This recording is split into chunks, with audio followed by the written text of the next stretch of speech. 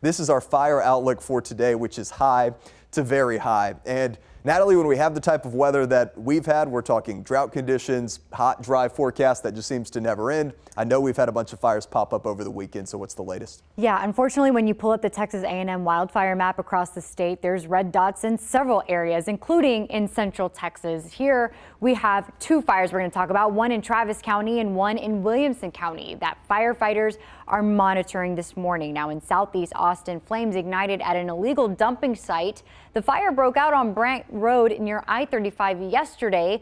That's the same spot that area caught on fire just on Friday. Now we don't know what caused the fire to reignite a second time, but crews have been there all night focusing on putting out hot spots so they aren't called out a third time.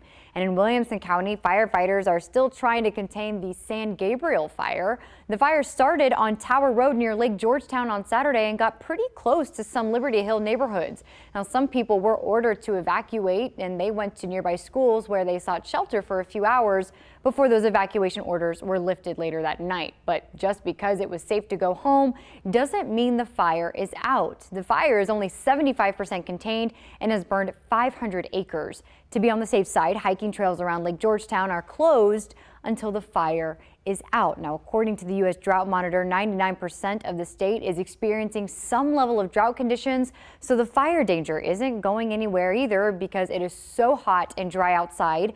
Now, burn bans have been in effect for Travis, Williamson, and Hayes counties for months, so you can face a hefty fine for any kind of illegal burning.